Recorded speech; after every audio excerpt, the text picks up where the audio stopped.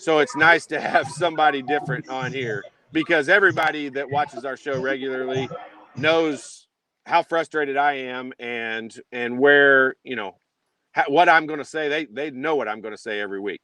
Where are you? Former player. I've made this statement on the show before, and so I'll kind of put it to you. So as a former player, how many games did you watch from beginning to end from this basketball? If they play 27 basketball games, how many did you watch from beginning to end?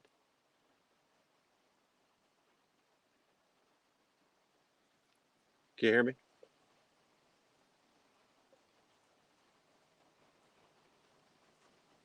All of a sudden, I can't hear him. Can you hear me? His phone's lagging out. Oh, there he is. Yeah, I'm back. Okay. Hang on. It'll take him a couple seconds for me to be able to Can hear. you hear me? Can you hear me? Todd? Give me a thumbs up if you can hear me. I can hear you. Okay. Hang on just 1 second, because I can't hear you, but it always takes a second to click in. So Okay. it'll catch up here in just a second. Now, all right. Now I should be able to hear you. You can hear me now? Yes, I can hear you now. So did All you right, hear my cool. question? Did you hear my question? Did you hear my Yeah. question? Out of 27 basketball games, how many did you watch while they were going on from beginning to end? Beginning to end, 0. Yep. And that is I've been telling people this all year long. You could take former players that love basketball, still to this day love basketball, and they do not make it a priority to watch these games because it's that painful to watch. Yeah. That's I think factual. I mean, you believe with that? Yeah, and I think the biggest thing that deters me from watching a game from start to finish is the inconsistency. It's one thing if you're not making shots consistently, but I think it's the biggest thing for me is the mental lapses that happen on a quite regular basis. 9-minute scoring droughts to end your season. Like that's incredible. I don't know, and we have good players. I think Trace Jackson Davis needs to learn how to use his right hand if he wants to be dominant at the next level. I think that we have a lot of talented guys that get going too fast or what have you.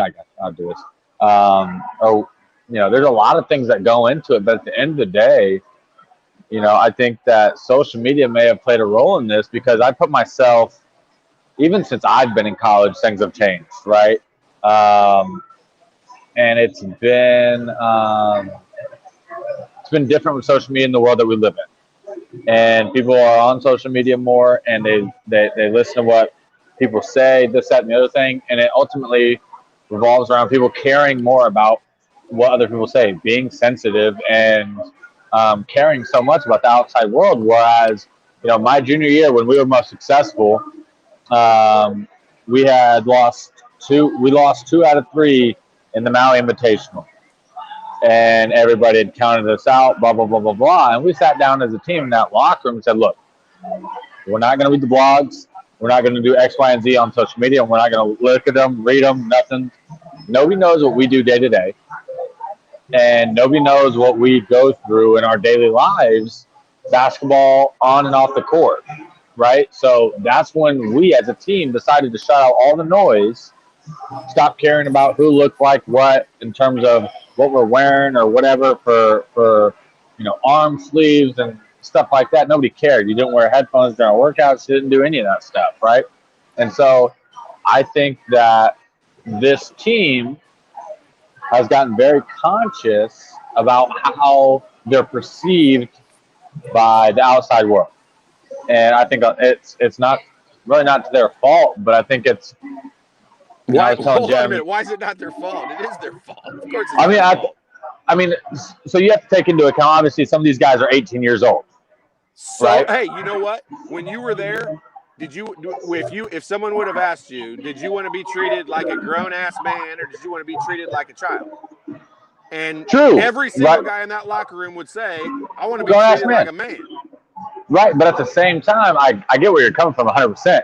Everybody's going to say a grown-ass man because that's what is the expected answer, right? But at the same time, to be carried out every single day, do you want to live like that? Like everybody wants to be everybody wants to be rich. Everybody wants to be, everybody wants to live a very prosperous lifestyle and blah, blah, blah, but not everybody wants to put in the work. Like, everybody's going to say that they want to be successful in life, but at the end of the day, not everybody wants to put in that work, right? And so that's where it comes in. It's like, yeah, we want to block out the noise and not listen to everything everybody's saying about us. You could say that, but are you living it? Probably not, right? And my junior year is the first time that I really locked into that. My freshman year, dude, I read every blog. I read every board. I read everything. Everybody is like, I'm a waste of scholarship. I need to transfer, blah, blah, blah, blah, blah, blah, right? But then I tore my ACL, and I locked in. I said, look, I need to prove to all these people that I belong here. When in reality, what it really came down to is I needed to prove to myself that I belong to IU. And I think a lot of these dudes need to do that.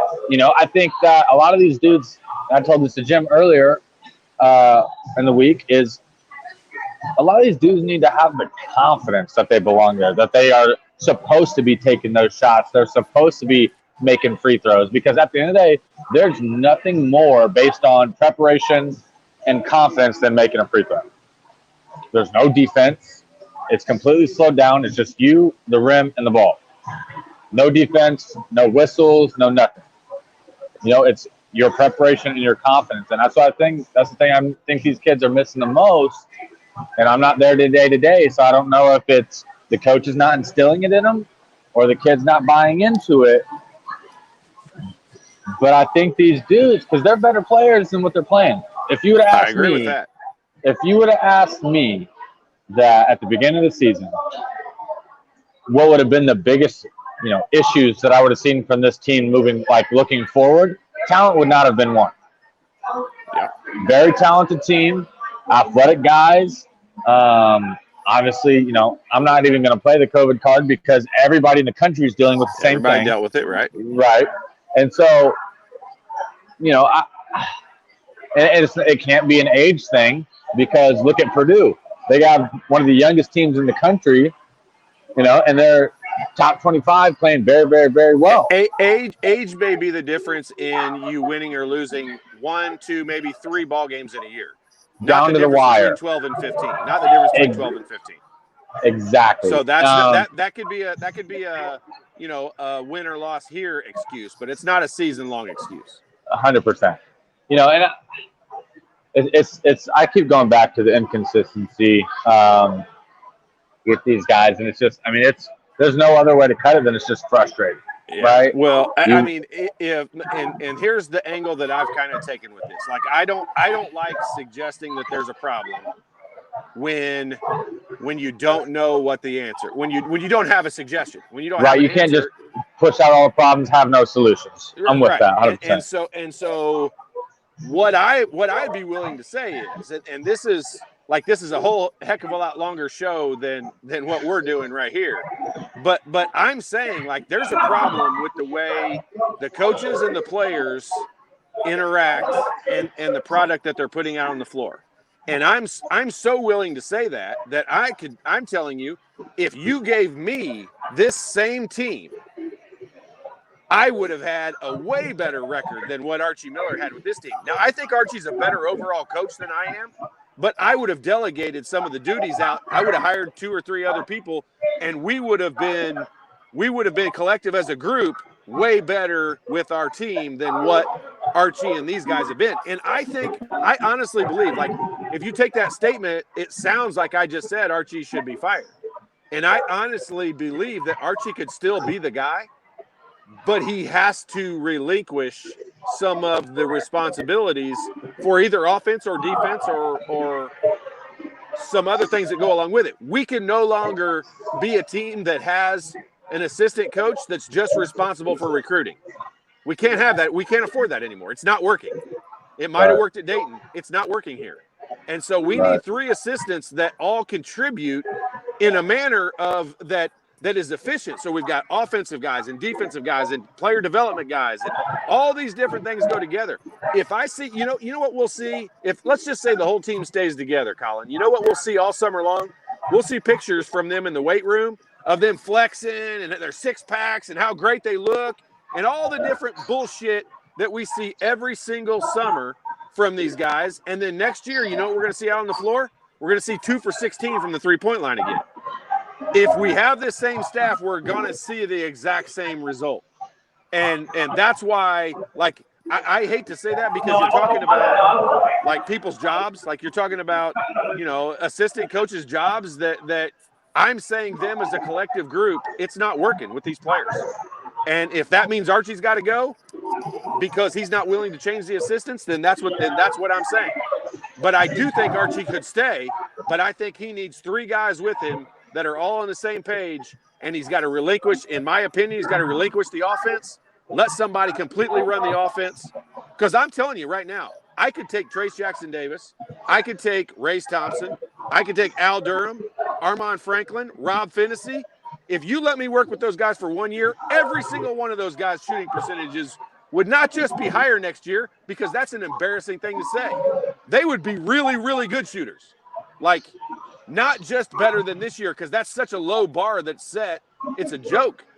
But if you let somebody work with these guys all summer long, you could turn these guys into good players. You could turn them into good shooters, which I don't care. Like, I heard Dan Dockett say earlier in the year, and I love Danny, and I think he's great.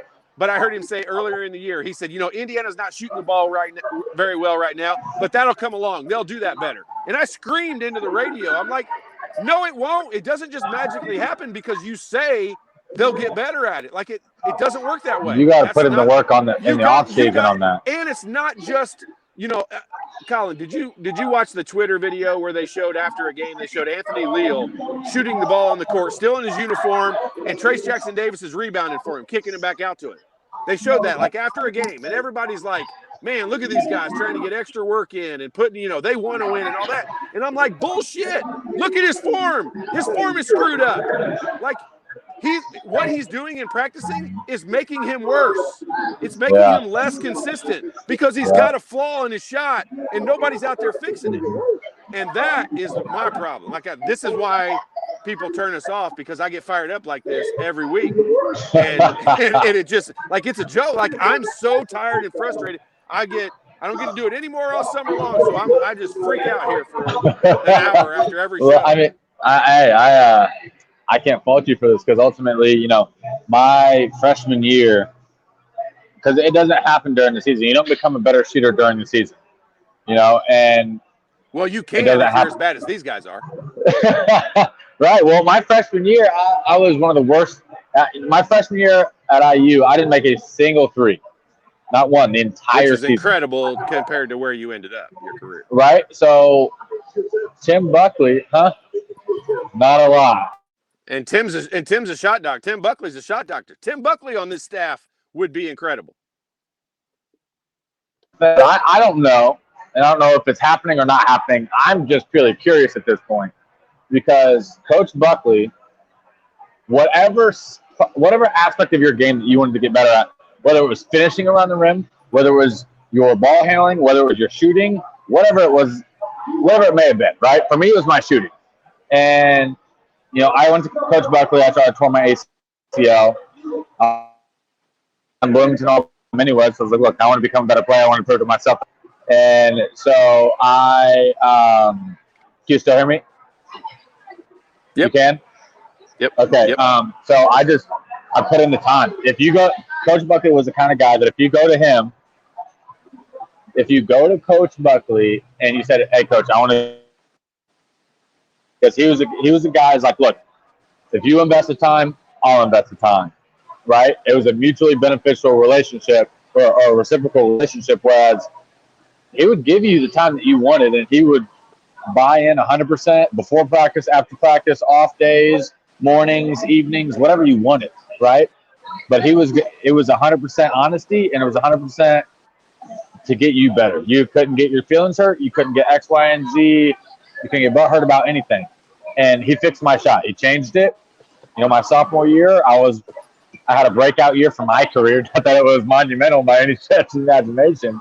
But in relation to the freshman year that I had, sure, it was day and night difference. I was one of the leading 3-point field goal percent shooters in the entire Big Ten. My sophomore year, not having made a single 3 the year prior. Right. So it's, I'm genuinely curious in terms of player development. Do we have a guy like that on the staff? And it can't be something that's delegated to a manager. It just can't. And it can't, I respected that Coach Buckley is the coach that recruited me, and he took ownership in me getting better and me prospering at IU. He didn't say, go shoot this manager or go shoot with this coach with a made-up job, right? It was one of the head assistant coaches that was taking his time and investing in me. My point with that is, so you could spend the time with Coach Buckley. Coach Buckley could get you to work on some things, and then you could go with a manager for 3 days in a row and shoot 85 million shots if you wanted to, and then come back and reconvene and do all that. But my point is, so I'll tell you straight up, and I've said it on the show before. Last year I went to practice, and I did not go there with this intention, but I went there and I watched these guys shooting, and I was like, why is nobody coming over here to fix what these guys are doing wrong? Like they have major flaws in their shot. Rob Finney, Armand Franklin, and Jerome Hunter. Justin Smith you could throw in there also, because I wrote a letter afterwards to Archie Miller, and I told him, I'm like, these are the things these guys are doing wrong. Somebody needs to be working with them on it. And I will tell you, Colin, today, they all still do the exact same thing. They all still make the exact same wrong issue with their fundamental shooting. And so they can go out there and shoot. I saw Anthony Leal shooting shots on a Twitter video from up in the stands that somebody shot, and I can visually see what he's doing wrong from that Twitter video. And so the fact that he's out there shooting, he's making himself a less consistent shooter by being out there shooting, because he's making the issue harder to fix. That's exactly right. And that's goes along with the point that you're making. I don't know who that guy is. I'm not there every day. We don't know who works out with him. But I could just, all we can do is go off of results, Colin. And so right now, I would challenge you. I think we would all agree Armand Franklin had major improvement from his freshman year to his sophomore year. Oh yeah, Cathedral boy, baby. You can't name another player. You can, if you can, I want to hear it. Name another player that does one skill. I don't care what that skill is. That does one skill better than what he did last year. It's crickets. I've asked 100 people that question, and it's crickets. Everyone just goes back to Armand.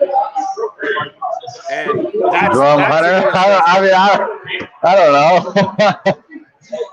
Earning it. There's just, I mean, it's a rhetorical question pretty much, because there's not a real answer. There's not one. So anyway, I mean, we could debate this forever. I appreciate you coming on. I mean, you got any wisdom for IU fans that we can hang on to for the summer, because they're so tired of listening to me bitch and complain every week. I think. I think at the end of the day, we're all passionate fans, and that's what makes playing at IU so great. When you're great, it's the best thing in the world, right? When you're winning, it's the best thing in the world as a player, because the fans are so passionate. It is what it is. Like when you're not winning, you have to take the good. Colin, it's not even not winning. Like we're not competitive. Like I agree. We don't go into games expecting to win. I'm not saying the players. I'm saying as fans, like we didn't expect to win tonight. We didn't expect to win against Purdue. Like we don't expect to win anymore, and that's not fun. That's not a position I've ever been in. Exactly. I mean, I'm with you there. I think that it really just comes down to expecting to be able to have pride in a team, to have pride in the fact that your team's playing hard, and people don't look forward. People don't look forward to. IU's on the schedule. Great, like we got to win, right? Or no, we want to be a team that at the very, very least that they're going to get a dogfight. And I'd probably back to your earlier question. I think I'd throw Race Thompson in that. What's he better at this year? But his numbers are better, but that's because he played a whole heck of a lot more minutes. But what's he better at? What skill is he better at? Skill-wise, Skill-wise, probably nothing. Dude just play hard. I mean, that's what it is. He I just thought he plays was hard. good. I thought he was good. Honestly, I thought he should have played more last year. I thought he was really good last year. But You hear me? I thought he played hard, and I thought he was tough and hard-nosed. But I don't know that he was any better. It's not like he came out this year and made a whole bunch of 17-footers. There's not one skill that he's significantly better at. Can you hear me? Yep. Yes. You can hear me now? Yes. Yes. Nope. Nope.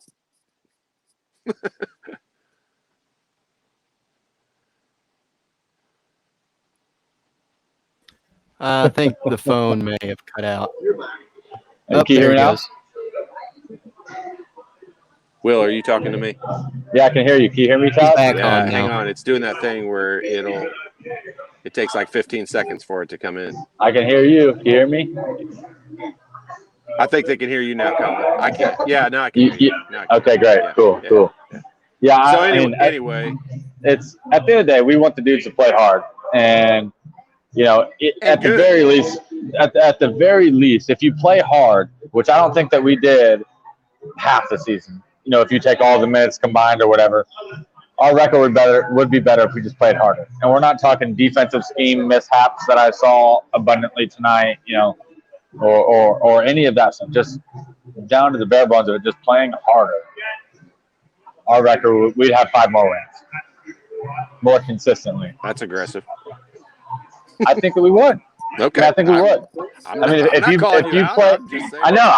If you play harder, more consistently, I don't think we're that bad of a team.